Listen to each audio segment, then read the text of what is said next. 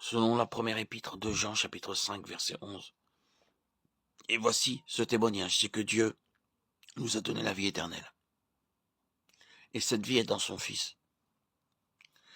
La vie éternelle est bien en nous, mais elle est dans son Fils. Lorsque l'enfant de Dieu tient cette position par la foi dans le Fils de Dieu, la réponse à la foi se traduit par la vie. La vie n'agit qu'en raison de la foi. Nous pouvons proclamer et réciter la parole. Si nous n'exerçons pas la foi, c'est inutile. Nous n'entrerons pas dans l'expérience. Ce qui nous y fait entrer, c'est la foi. Cela implique de ne pas écouter notre âme, mais de croire Dieu. Ce que l'enfant de Dieu vit est tout à fait contraire et opposé aux déclarations de la parole. Si nous voulons parvenir dans l'expérience d'une réelle vie en esprit, la mort à soi-même s'accomplit depuis une position. Christ a accompli une œuvre totale et complète. Notre rédemption est en relation avec notre mort, notre ensevelissement, notre résurrection, notre ascension et notre glorification. Mais pour que ce quintuple aspect du salut se réalise, il faut que nous demeurions en Christ. Demeurer en Christ, c'est le contraire de demeurer en soi-même. Demeurer en soi-même, c'est continuer de vivre avec son âme. Tant qu'il en sera ainsi, répétons-le, nous pourrons continuer de lire notre Bible et de prier davantage. Ce sera inutile. La foi nous permettra de surmonter cela. En demeurant en Christ, nous demeurons dans la foi. Foi que nous exercerons à l'égard de la parole de Dieu.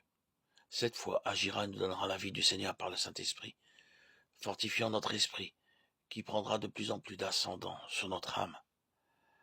L'âme s'affaiblira aussi dans ses exigences.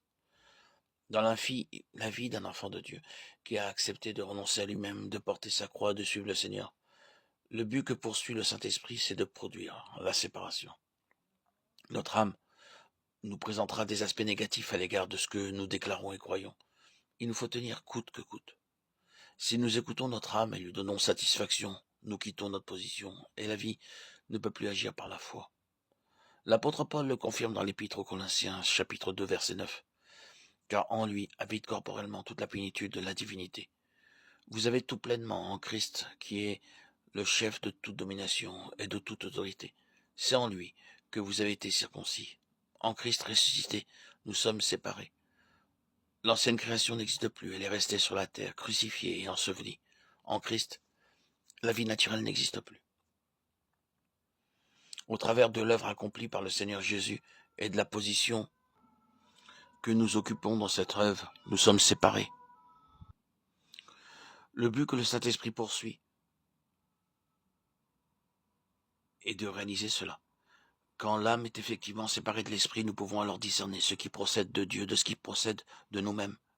Il faut que l'esprit se dégage de l'emprise du moi, de l'âme. Cela n'est possible que par une attitude de foi à l'égard du Seigneur, en demeurant dans la position et en refusant de répondre aux sollicitations de son âme. C'est le chemin qui conduit à la délivrance et au salut de notre âme.